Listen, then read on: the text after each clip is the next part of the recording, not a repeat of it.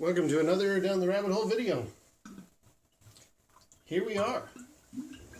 It's November 2019. We are actually in the year that Blade Runner takes place. So that's pretty impressive, pretty amazing. I never thought I would see this day. Like, when this movie came out, when the original Blade Runner came out, I remember thinking, 2019? That's so far off in the future. That's way beyond 2001: A Space Odyssey. Like, we're never going to see that. And here we are. It's now November 2019. So cheers. So I wanted to do something special for Blade Runner, for the fact that we are now here.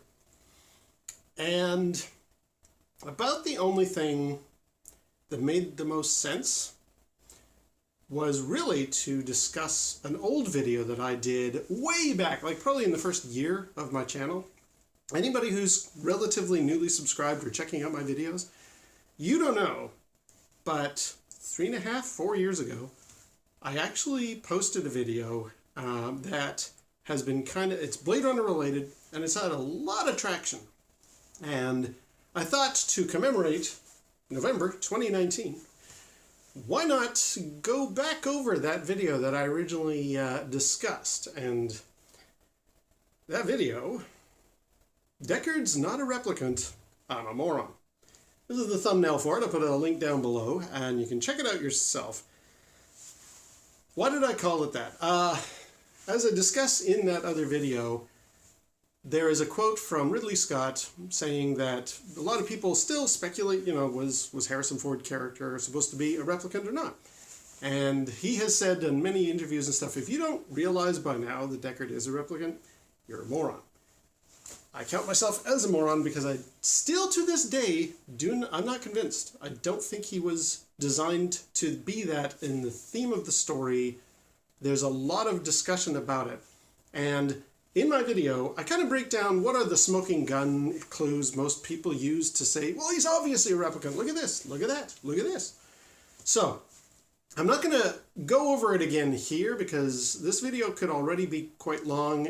It could even be longer if I wanted it to be, so I'm kind of keeping it succinct.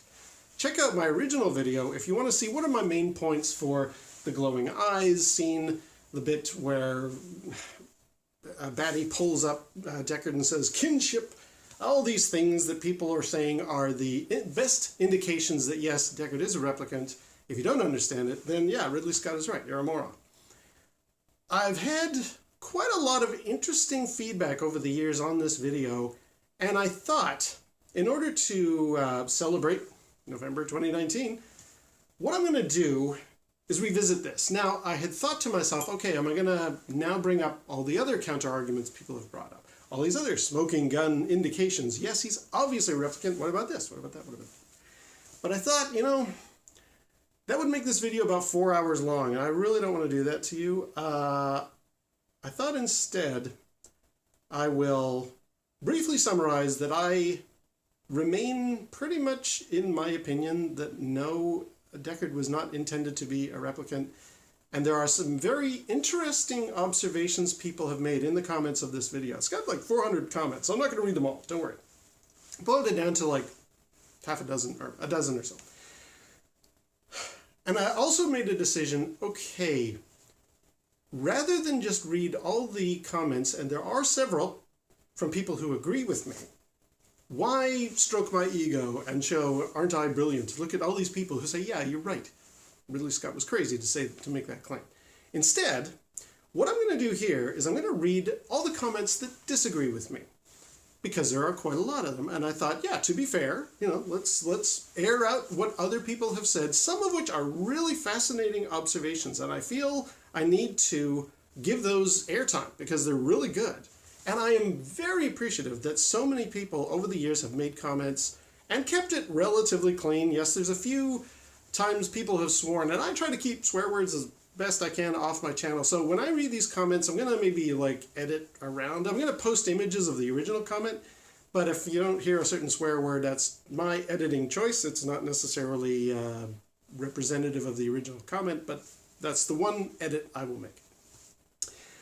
If you really want to go through and just have for a bit of a laugh, see how many people think I'm crazy and call me a variety of bad names, feel free. They are all in the comment section. There are none that I've blocked, so go right ahead and check out Deckard's Not a Replicant, I'm a Moron for the entire list of people yelling at me and saying what a fool I am. Also, I've had a lot of people make a comment that I thought was weird, maybe from my thumbnail. A lot of people say I look like Vladimir Putin, the leader of Russia, and it's just like, what?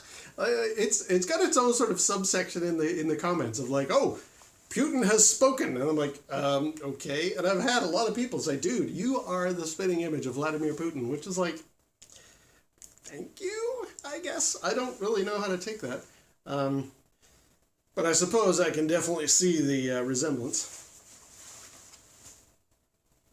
Another thing, and this is very, very central to the original video that I did, a lot of people called me out on my mispronunciation of replicant. And I have been saying it correctly ever since, but there's a huge chunk of people in the comment section saying, why are you saying replicant? Because I do. In the video, I'm constantly referring to them as replicant.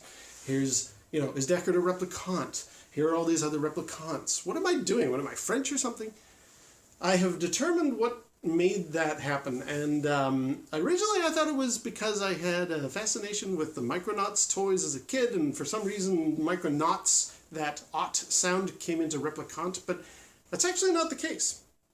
Way back in the 80s, when the film first came out, I used to watch sneak previews with Roger Ebert and Gene Siskel, and there's actually a clip of them online doing their original video, or their original review for Blade Runner. And it was as soon as I saw it, I thought, that's where I got it from. If you listen here, Roger Ebert constantly refers to them as replicants.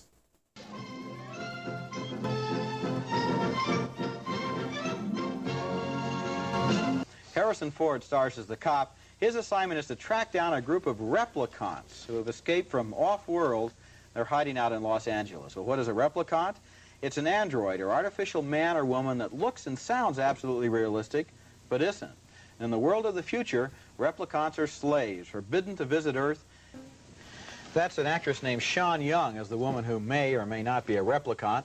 This movie goes, what do you mean may or may not? Well, I don't want to, you guessed it? No kidding. Okay, fine. Let's go through these comments. And I am basically just going to read these comments. I'm not going to have much commentary on what they have said. A lot of what people have said, I find there is a perfectly rational explanation that does not make Deckard turn into a replicant. Notice I say the word correctly now. But I do think there are some in here that were really eye-opening and made me think, and I thought it'd be nice to share with you.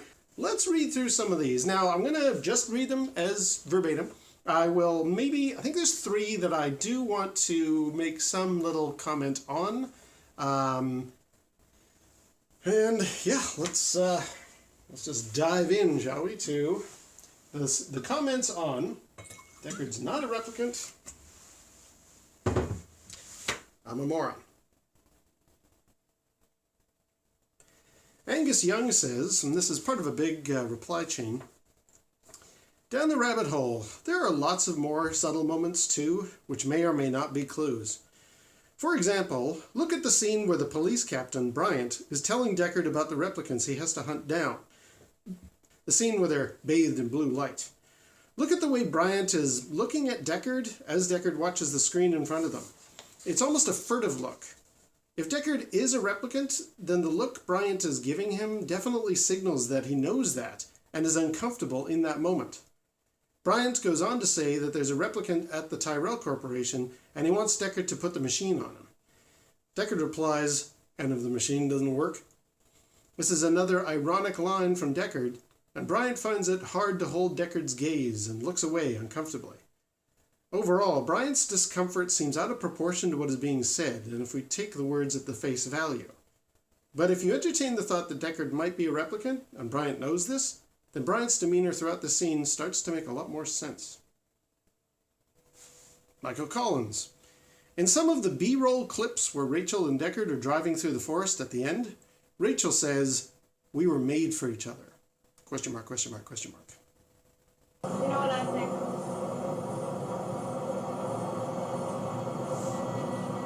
I think today was the best day of my life.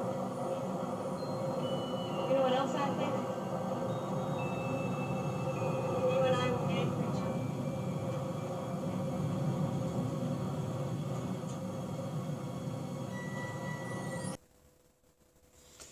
Javier Wavy. I hope I'm pronouncing that correctly. I always thought Deckard was the sixth replicant, because they could have reprogrammed him after he ran through the energy field. Replicants seem like they love more than humans. Leon and Roy go apecrap, and don't care about anything after their lovers die, so maybe Rachel let herself be caught to be with Deckard, and they wipe her mind too? 6 replicants, 3 men, 3 women, escaped, but only 4 are shown and being hunted. Deckard looks too young to be retired, and it doesn't say what his job is now after Blade Running. He also has no choice to do the job, but they don't say why he has no choice. Deckard recognizes Roy and asks what he is, even though they are all Nexus 6. When Deckard asks Bryant why they tried to break into the Tyrell Corporation, he replies, "You tell me, pal, that's what you're here for." Tyrell is fascinated by Deckard and how fast he catches on about false memories and Rachel being a replicant. Rachel and Deckard seem weaker than the other replicants because they think they're human. Leon wouldn't have time to call Roy because he was following Deckard the whole time to get revenge, which is, by the way, a bit from my other video. And how would Roy even know Leon died if no one informed him? I guess he assumed they both died? Rachel asks Deckard if he looks through the replicant files, and he says no because he doesn't care. But maybe they programmed him not to because he would have saw himself, and when she asks him if he ever took that test himself, he pretends to fall asleep. Gaff flies Deckard everywhere and is always watching him. Why would he need to do that? Because he knows Deckard is a replicant, and when Roy dies, he throws back Deckard's gun and tells him, "You've done a man's job. Who better to hunt a replicant than another replicant?" And here is my evidence Holden is also a replicant, because his eyes glow like Leon's in the beginning. And finally, the unicorn, Deckard dreams of it, and never tells anyone. But Gaff knows this, and it's his way of telling Deckard he is a replicant, and he says it's too bad she won't live, but then again who does, meaning he should enjoy the rest of his time with Rachel because they are not a threat. They'll both die under 4 years, and he earned it. LeChuck, and this is from a big long reply. I've condensed it down to one point I found very interesting. In the scene, right after Pris and JF Sebastian enter Sebastian's home, we witness Deckard sitting at his piano. The shot in itself is already intriguingly interesting, as we get to see a travel shot that starts from the apartment door, moves all the way over to the piano, and stops at Deckard. Now this travel allows us to inspect the stuff on the piano. To the most right, there's actually a picture showing Deckard hugging his ex-wife. The importance of this photo is the background, as it is taken at the same house before the same stairs and entrance as Rachel's photo as a young girl with her mother, the one that she drops in Deckard's apartment. Rachel wants to show this picture to Deckard to prove that her past with her mother is real, and Deckard continues to shatter her illusions. This strongly suggests, it has Scott's handwriting all over it, that the only thing we know about Deckard's past, his ex-wife, is also just a false implanted memory. Now there's the picture, and it's interesting to note, I was surprised when I heard about this. This was one of the few eye-opening moments. But look closely at this house. Look at these little banisters on the side here. Well, let me show you Rachel's picture. Here's Rachel's picture with her mother. Now, it's a very fuzzy one. I'll bring up a screen capture in a second. But you'll notice, like this banister thing here and the chair in the background, there's no connecting fences at all. Like, these are just 2 posts. And this is the picture of Deckard with his wife. Yes, it's a similar house, but you notice it's got these banisters and like 2 posts. It's not the same house. Wayne Simpson. Is this whole upload a clickbait exercise? The director gives a crystal clear, unambiguous, authoritative answer to to direct questioning, and people are still stuck in Plato's cave with their own interpretations? Deckard is a replicant, but the hastily chopped up earlier versions of the film, which Ridley was removed from, do not allude to that.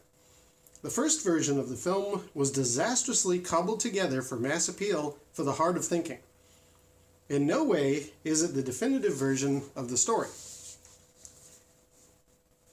Replicants illegal on Earth? Yes, that's the main reason they're hunted down in the film. Rachel is living freely on Earth, so? Deckard is damaged by physical assault? So is Batty, Leon, Pris. People seem to have a need to muddy the waters, just to suit a contrary opinion. Xevious 2501. To clarify the argument, you simply have to watch the deleted scenes / lost footage version of the film, and you can find it here. Admittedly, the link that Xevious gave, it's 2 years old, they must have taken it down or something. That link doesn't go anywhere anymore. However, I think I found a modern connection to it. It's about a 45-minute long video. It's playing right now. I'll put a link to whatever the latest one is, this one that I'm showing. But if this link also goes away, just search for deleted scenes Blade Runner alternate cut and look for one that's about 45 minutes long. That's this one that I'm showing. Here you will see many outstanding clues as to Deckard indeed being a replicant.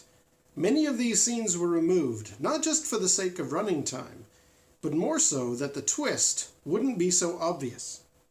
Keep in mind, though, that not every scene is fully polished. Most are, along with Vangelis scoring, which also plays a direct clue into Deckard being a replicant. I'm talking serious direct clues. Without question, once you've watched this, you will understand not only what Ridley Scott was trying to accomplish, but also that this sort of twist can be found in all Philip K. Dick's works, something it seems everyone forgets.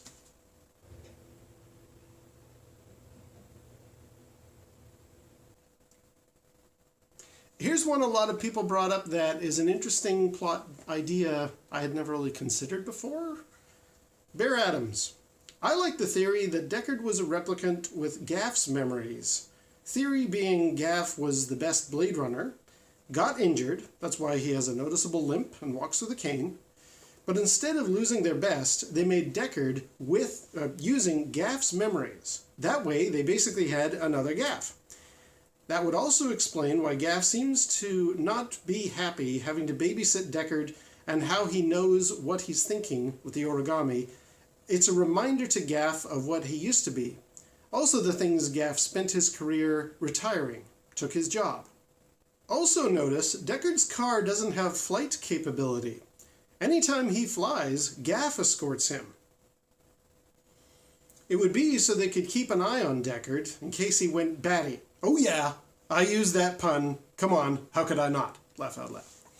Kudos to Bear Adams for a funny reply.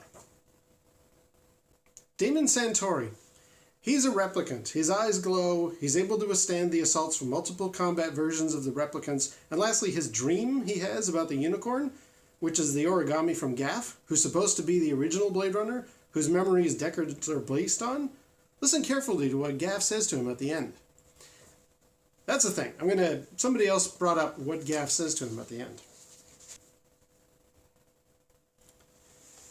David Lean. One more clue that no one ever mentions. When Deckard goes to Taffy Lewis's bar and sees Zora dancing, taking the pleasures from the serpent, Deckard turns his head away in childlike embarrassment and shame. You mean to tell me a seasoned copper who kills for a living is going to get shy when a lady takes her clothes off? No way!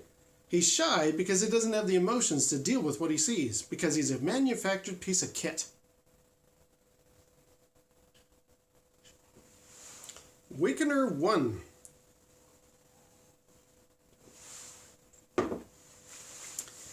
The unicorn. Your analysis of Gaff's figurines is way off. You ask if the chicken means that Bryant is a chicken. You forget what Deckard is doing in this scene. He was trying to get out of the assignment. The chicken is a comment on Deckard, not Bryant. Gaff does not leave origami all over the place. He leaves precisely 3. The second is the man with the big hard-on. This he places when Deck starts getting into the investigation, gaining momentum, becoming a man with a mission, when Deckard has a hard-on for the case. Again, it's clearly a comment on Deckard. Since the first 2 figures were comments on Deckard, narratively speaking, so must the third one be. So why a unicorn? Take a look at where unicorns might be in the film, and how they might apply to Deck. Here's where your use of the theatrical version becomes a problem. Ridley Scott never wanted to remove the unicorn dream, which is why it is restored in the director's cut, and the international, by the way. So, if you are talking about Scott's original vision of the film, you must consider the director's cut as being more indicative of it than the theatrical. In the director's cut, unicorns appear 3 times. Once as a stuffed toy at Sebastian's, once in the unicorn dream, and once in the origami figure. So that's once at the home of the guy who designed the very life systems, once in Deckard's head, and once again in the hands of the guy who has been commenting on Deck through origami the entire movie. The guy who has been watching Deckard work the entire time, offering no input, but is bucking for promotion. Also, the guy whose line was truncated. Oh, what's that? Yes, originally Gaff said, "You've done a man's job, but are you a man?" Which was muffled to just the first sentence. Bucking for promotion, but offering nothing to the investigation? Watching Deckard and Rachel? Gaff was not investigating Batty's crew. He had taken the high-risk assignment of monitoring Deckard and Rachel for any signs that the memory implantation experiment was a failure. The unicorn, associated with the character most fundamental to the existence of the life systems of Nexus 6 replicants, that is to say, Sebastian, somehow worked the concept of unicorns into them at the most fundamental level. In Deckard, this manifests as a dream, which Gaff commented on. Also, in the same chain of the conversation, Weakener 1 does make another mention. Gaff's original line, which was altered by muffling, the end was, "You've done a man's job, but are you a man?" Time to die.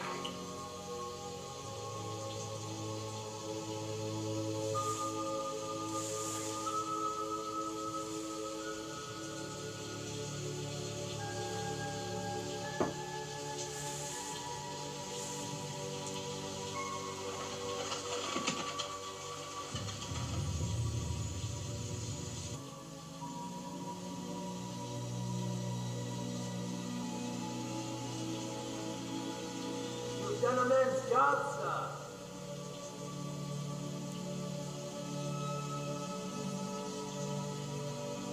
But are you sure you are a man? It's hard to tell who's who around here.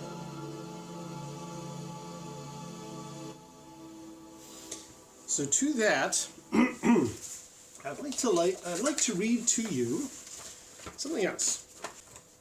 This is not a comment, this is a note that I have. From the book Retrofitting Blade Runner, on page 139, it mentions the full dialogue of that bit. "You've done a man's job, sir, but are you a man? It's hard to be sure who's who around here." He calls Deckard a brother in Spanish, gives him his gun like in the final movie, and tells Deckard to get his little Ponoca out of town. I don't speak Spanish, I don't know what that means. He then adds, "It's too bad she won't last." That doesn't sound a lot to me like Gaff is implying Deckard's a replicant. More like, I don't know, verifying he's really a human, considering Roy and Priss were already around here. Also quoting from that same page in the book, Scott says that what one gets in a blueprint of a screenplay is hopefully a good story, or thrilling story, or touching or sentimental story, well told. After the blueprint, things are open for interpretation. I have a few screen captures from this as well. Script to screen, Blade Runner in perspective. In the original script, which is much closer to Dick's story, Rachel stands on the edge of a roof holding a real animal Deckard has just bought.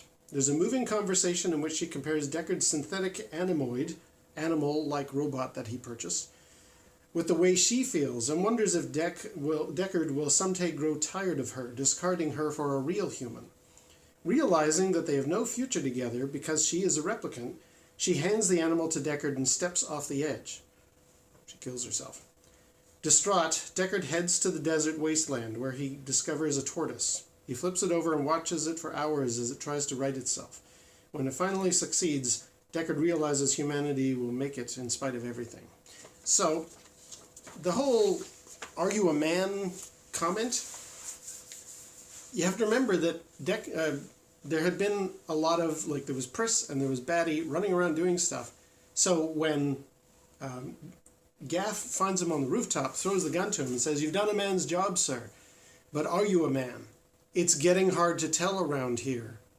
It's because there were a lot of replicants and there was a combat sequence going on.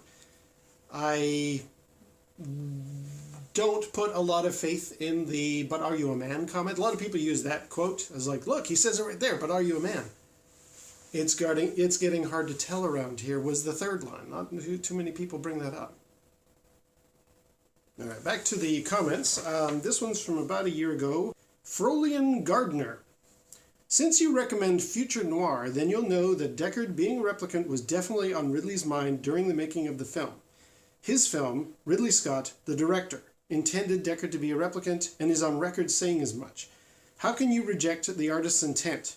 Previous drafts of Blade Runner include several instances of more heavy-handed hints at this as well, though they thankfully went with a more subtle approach. Also, why such a focus on the unicorn in Blade Runner merchandise if it's just a meaningless thing? Clearly, there's a great significance placed on this seemingly trivial bauble. If the unicorn origami were in fact meaningless, then the inclusion of the dream sequence makes no sense at all. I think both instances were very purposely done, and that was at the very least to raise the question of Deckard potentially being a replicant. I'm going to leave a link down below to another Ridley Scott film that is getting some speculation and questioning going on as to what the artist's intent was.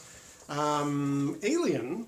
There's actually a discussion with Ridley Scott and with some of the deleted scenes or some of the screen tests about Ripley and Dallas actually having a sexual relationship in that film. And it's not that Ridley Scott is saying, oh, they were totally doing it, but he does comment that, like, in a space scenario like this, the rule would either be no sex at all or everybody has sex with everybody. And I have a hard time watching Alien now with that in mind, and it was in the deleted scenes, or there was a screen test done, and this video actually talks about it, shows the footage of Sigourney Weaver doing her screen test with this sex scene. But when people bring up, you know, it was Ridley Scott's vision that Deckard was always a replicant, I don't think it always was, but let's just move on with another comment. I've already mentioned I'm not showing comments or reading comments from people who agree with me.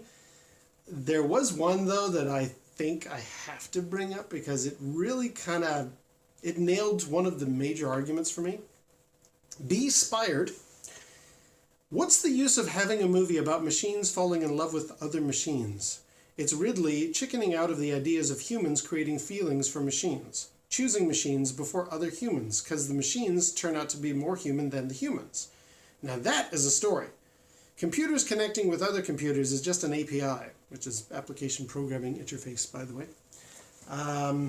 Yeah, like, I kind of feel that most of the conversation between the writers, the actors, everybody except Ridley Scott is that this film doesn't make any sense if Deckard is a replicant. Cinematically, thematically, why are we watching a movie about two robots falling in love with each other? I mean, if I want to see that, I'll just watch Bicentennial Man. Also, like, Blade Runner is a social commentary on what it is to be human. So if Deckard is not a human, then that means only the peripheral characters, the police people, are the only humans in the story. Why would a story about the human condition have no humans as part of the main character group?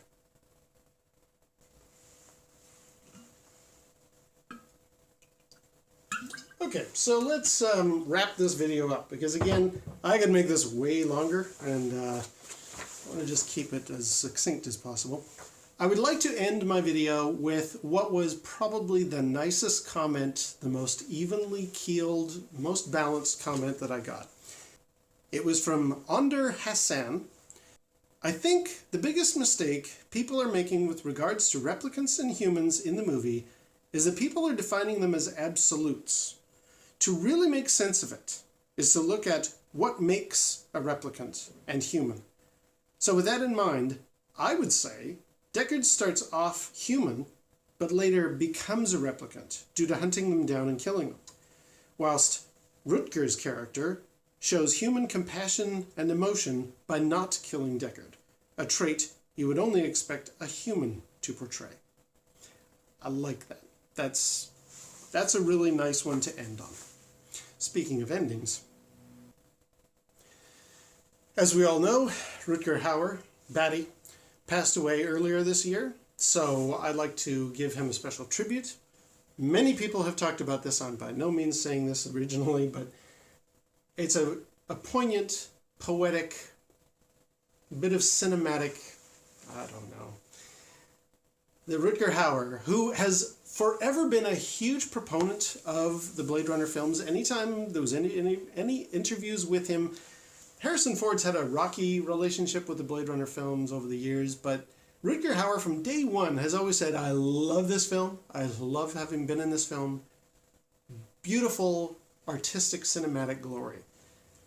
And it's only fitting that Rutger Hauer passed away in 2019, for real. Just like Roy Batty did. So, for Rutger Hauer, a little tribute, a moment of silence, if you will. Roy Batty, for real, actually passed away in 2019. So, that's where I'm going to end my video. I'm sorry it's a bit long. It could have been way longer if I had gone into the nitty-gritty onesie-twosies of all the different points people brought up. But I will say thank you very much to everybody who commented. Even those who called me an idiot, or Vladimir Putin, or whatever. I am very much appreciative that we've had this dialogue. It's opened my eyes to a lot of things that I just thought, wow, I never really considered that before. And I hope that other people will enjoy this video. I don't know if I'll answer a lot of the comments. I mean, maybe I will. Certainly, if people keep it civil, like in my previous video. Thank you for that. But I can't really do a follow-up because I tried multiple times on how am I going to do this, and none of them really worked out. So we're just going to leave it with this, my reading your comments. To Rutger Hauer, and to Roy Batty, and to all of you, happy November 2019, and we'll see you down the rabbit hole.